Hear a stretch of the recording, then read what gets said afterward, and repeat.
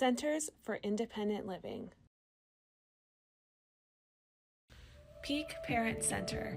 Founded in 1986, Peak Parent Center offers free and low-cost services to families of children with disabilities and self-advocates across the state of Colorado.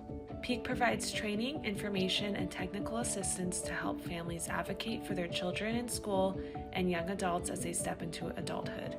Project Power. Project Power is a parent training and information center funded by the Rehabilitation Services Administration, which supports parent centers in Region D2, Arizona, California, Colorado, Idaho, Nevada, New Mexico, and Utah, to build capacity for their transitioning youth with disabilities ages 14 to 26 and their families. I came to the Center of Independent Living because I want to move out eventually, and I want to kind of be more independent and strive for that. I'm Evan Palmer, I'm 17 years old, and I'm graduating this year. So from the Center of Independent Living, I've been able to learn how to make a resume and how to apply for a job and apply for accommodations that I need in order for me to continue to live independently. What made me check out my local Center of Independent Living is I was really struggling at doctor's offices and getting jobs, resumes, and just learning how to advocate for myself. So I needed to reach out and get some resources to help me further just my everyday life.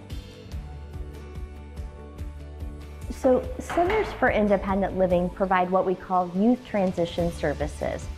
And those are services that help the young adult prepare for life after high school and life in the community.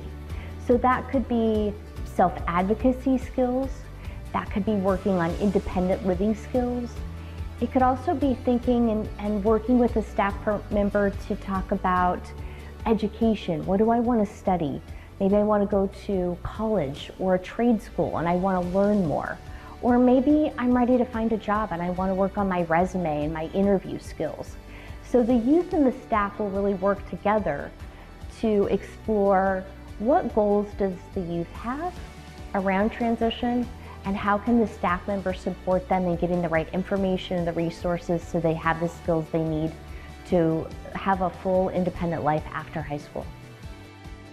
As a youth myself, the Center of Independent Living has been super welcoming to me, and even though when I first came here I was nervous meeting new people and having to advocate for myself, it becomes a lot easier. When I met with a staff member the first time, she was very welcoming, made me feel very comfortable, which is kind of hard sometimes to find people, especially at doctor's office. They're very straight to the point, and she just let me be me and ask questions, and she was very informative. The questions I had was if they have an advocacy program, as I am trying to learn that. I'm trying to learn what are accommodations for me, so I asked if there was anything for that. I also asked about what's appropriate for jobs in the interview process on what to ask me. So those are just a few of the questions that I asked, and she was very informative and gave me all the resources that I need.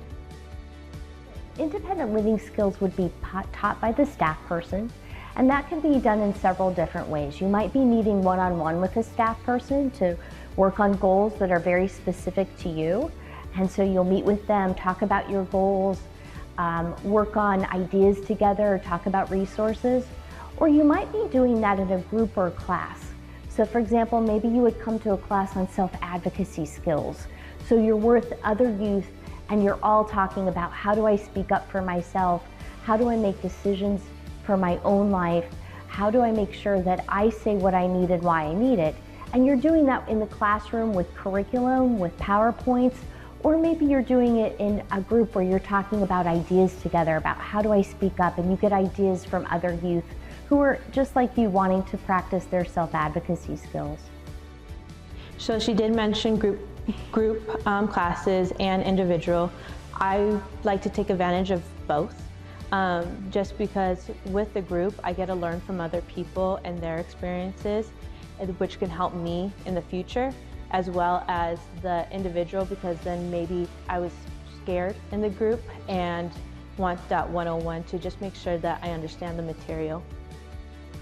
Before you come to a Center for Independent Living for that very first meeting, that very first time you're here, I would encourage the youth to really think about what goals do they have for themselves. What do you want to get from that staff person?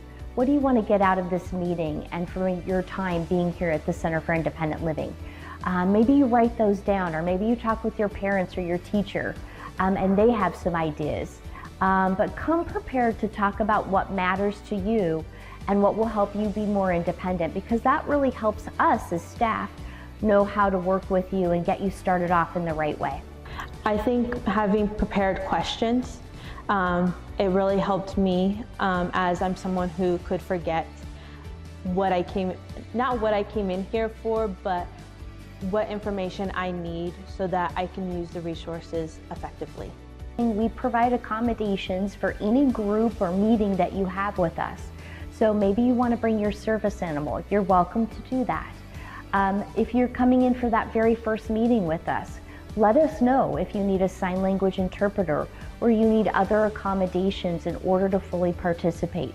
We'll make those arrangements before you meet with us, and then when you come to classes, let us know what accommodations you'll need there. We'll provide those. I believe that the most important skill for striving to be independent is definitely learning to advocate for yourself. Definitely come and check it out. It may seem daunting and it may seem a little bit scary, but it's definitely worth it in the end. I say take the jump.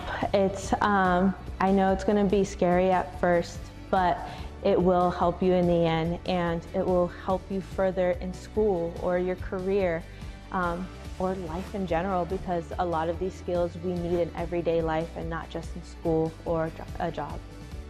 I think one of the best things about coming to Centers for Independent Living, and one of the most important things about coming to Centers for Independent Living, is you get the opportunity to be around other people with disabilities. And in youth transition services, you get the opportunity to be around youth your age. And maybe you haven't had that experience, or maybe you haven't been around a lot of other students or youth with disabilities. And it's amazing what you can learn from each other. And I think that's one of the best gifts of being at a Center for Independent Living, is the opportunity to share with each other and get ideas from each other about what independence is going to look like for you. Contact your local Center for Independent Living and ask about services for young adults. Services are free and not time limited. CILs work with anyone who has a disability. CILs help you identify and reach your independent living goals.